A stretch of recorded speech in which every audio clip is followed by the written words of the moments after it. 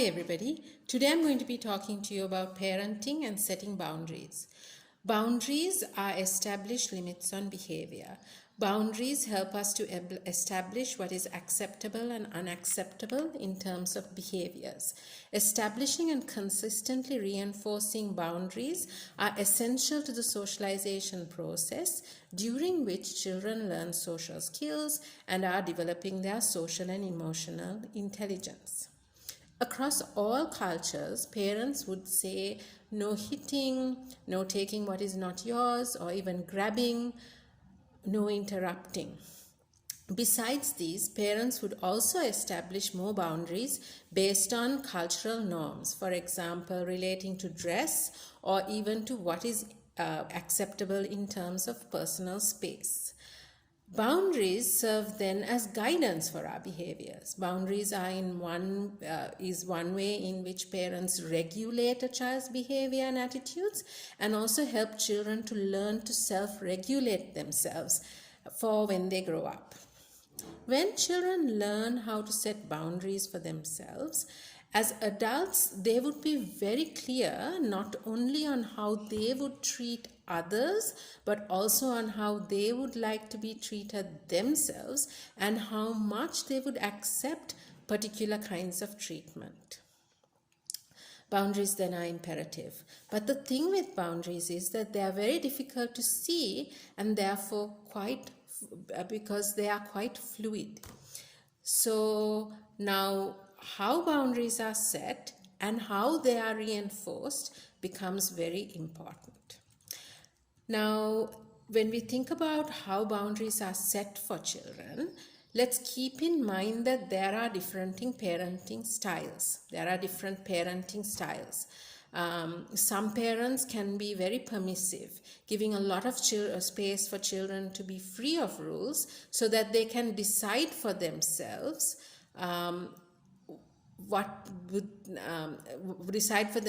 in terms of what they would like to do. In such cases, there would be much fewer boundaries for a child, and further, even when boundaries are crossed, there would be little or no consequences. And then, of course, the learnings would be that boundaries are meant to be pushed. Let's say bedtime has been established for 7 o'clock, but a much loved TV program is still going on, not done at 7, and then this would be followed by a please or a scream, which would then result in this boundary being pushed back, and now bedtime is no longer 7 o'clock, it could be 8 p.m. or even later. What's important here is that children need sleep as much as guidance on what to do when in such situations of them wanting to do something but must do something else. When a child's freedom is given, they might not necessarily pick what is best for them because they don't know this yet. And when they are not shown how to work this problem, children will be less self-regulated as adults. They could have more aggressive behaviors because they haven't properly been guided on what is acceptable, what is unacceptable, and actually how to deal with situations where they have to decide between these things. Freedom is a good thing, but always must be measured as well, or guided on how to use it. Authoritarian parents tend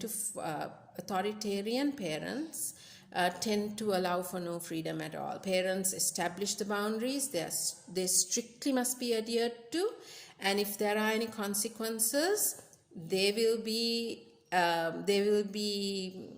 consequences will be enforced, and there's no flexibility at all. In this case, boundaries become even a point of fear or shame. The learning might be that discipline is very important, and they will learn discipline. Because in the case where rules are set and we have to follow it, what you're doing is you're establishing discipline. Children, of course, have little guidance again on how to manage the more difficult situations. Parents using an authoritative parenting style would also have clear boundaries established and kept with some flexibility. But most importantly is how these boundaries are established. Some boundaries are given, others are established with children in conversation, and most importantly, children are spoken to about these boundaries and they understand why they are in place and what they must do to follow them. As children get older, these conversations, of course, will become more detailed. So children will have a very clear idea of what these boundaries are, what they must do to follow it, and what the consequences are. And boundaries could be pushed. But when boundaries are pushed, they are established consistently. What is set for the first child would be go for the second child as well, or whatever the rule has to be followed by all. In some cases, there could be some flexibility with the boundaries. Like, for example, we could say bedtime, 7 o'clock, except on Fridays, where you have a special night where you have a movie, a dinner with the family, and then you could go to bed at 8 o'clock. The thing is that this has already been established before, so this becomes a pointer we will come back to. Now, what's most important here is that in each of these parenting styles, you will see there is some degree of push on boundaries by children, right? So what's important then is what happens once these boundaries are pushed or broken, right?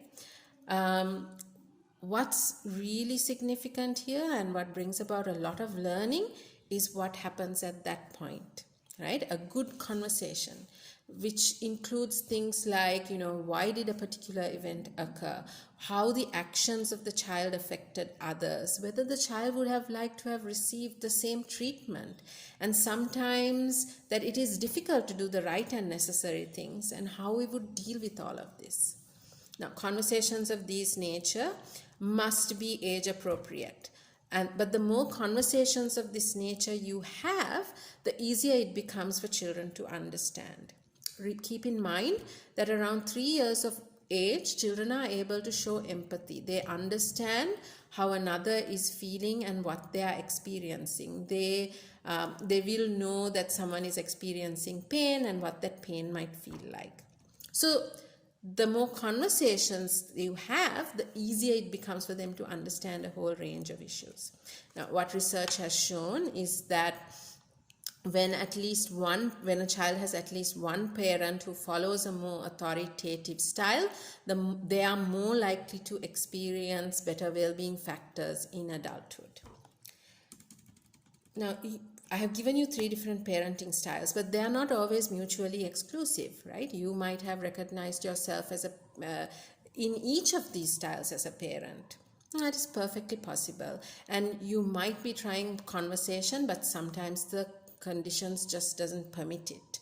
And that's okay too. What's most important that you keep coming back, be consistent. Make sure that the conversations keep giving them guidance as to why certain behaviors are important and how to behave in accordance, and consistently establish these boundaries. Now let's put this all into perspective.